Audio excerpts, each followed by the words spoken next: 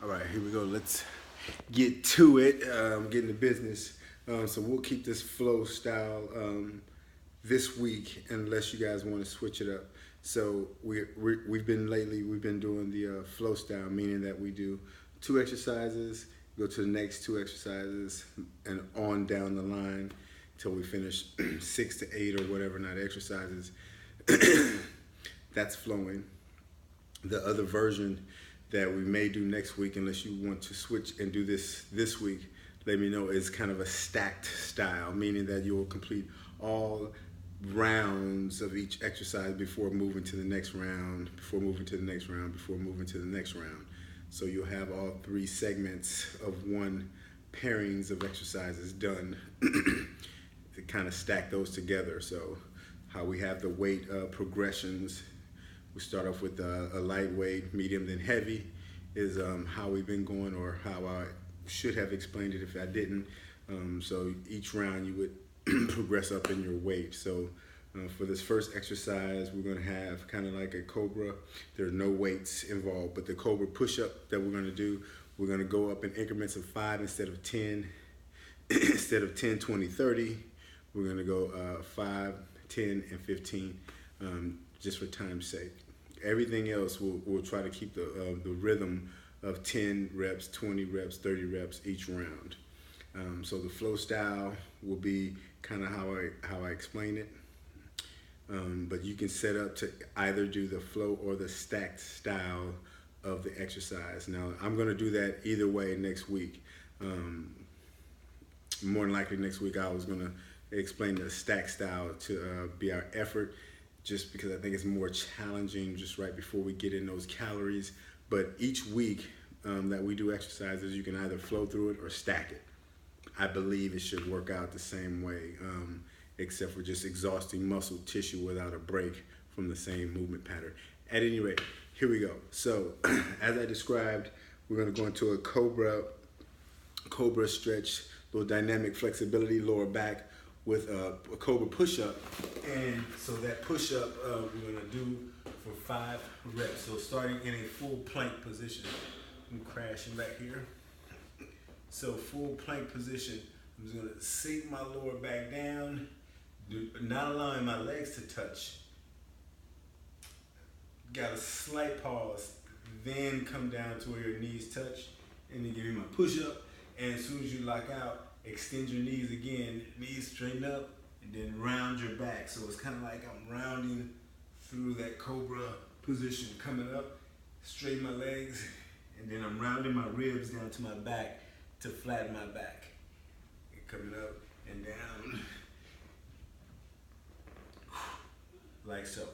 Okay? So we'll end up doing 5 reps to start off with of that, and then 10 reps of these of our high intense move, which would be kind of like a donkey kick or mule kicks, if you want to change that name. So traditional is keeping your knees bent, kick in the air. The way we can do it to expedite time is just to launch up with a kick. Traditional is this: I kick out and down, and I kick in the air. All right, that's a little more dynamic, takes up a little more energy, burns more calories. But we can do the launch style, whereas we just let my knees touch and extend as soon as my feet leave the ground. So we'll go 10 of those, and then we'll just progress to the next pairings of exercises, unless you stack that and go right back to that Cobra push-up. So this round will be weighted, and what we'll do is kind of like a window wiper abdominal leg drop, 45 degrees either side, with tricep extensions with a weight progression. So the first movement is this: down to the side, coming up, extension, down to the side, coming up, and I'm counting my tricep extensions here. You can rest your head, or you can bring your hands and dumbbells under your head. You get more flexibility through the elbow, shoulder, and dynamic stretch for those triceps. All right, so that's the progression there. Oh, and then we'll stay here for our glute bridge march. So my hands are gonna be up, and see, look at them, turn my pinkies up and out. And I'm gonna squeeze my shoulder blades against the mat. Hips come up. And all I'm gonna do is march my steps as quick as possible. Like march kicks. 1, 1, 2, 2, 3, 3, 4, 4, 5, 5. You get that. All right. Slow with that double count kind of rhythm, which is cardio, but that'll be the easiest of all these movements that we do. That'll be the easiest thing we do. Just to give you kind of some recovery from the exercises before that and from these that are coming up next. All right, here we go. So what we have is a 180 squat jump with a fly movement pattern. All right, so feet are gonna be close together for the most part. And I'll find my own 180. As I jump up, I can fly with my 180, or I can land and then get the fly. So 180, fly. 180, fly. Or I can fly through the 180. So really important, avoid this, because on impact, you have no support for your back. So land as straight up as possible with that jump and that fly. Keep your back as straight up as possible.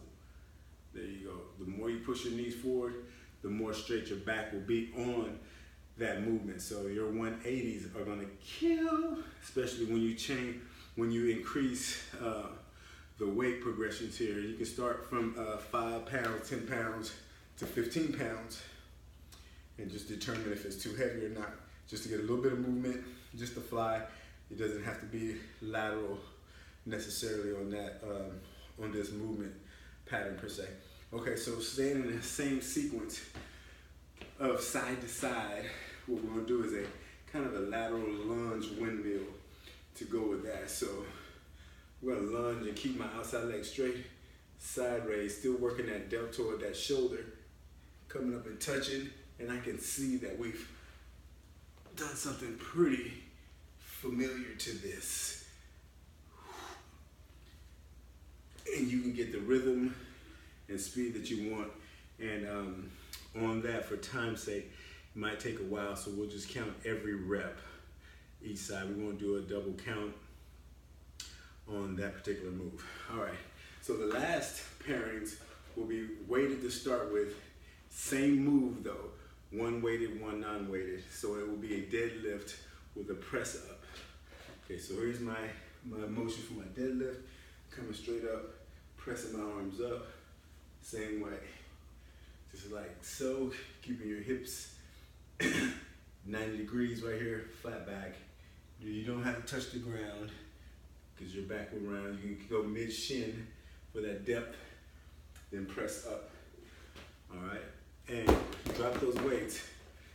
Then what we'll do next is we'll go down the same thing with a launch, with a jump. So touching the ground. So I'm still getting kind of a bend and an extension. Touch. So you get a bend and extension on that. So those counts go straight up with those progressions, 10, 15, 20, excuse me, 10, 20, 30. Will be that progression, excuse me. So pretty simple, pretty easy. Hopefully your heart rate gets up. You cycle all the way through. Just keep moving. The energy should be the same, even if you stack it.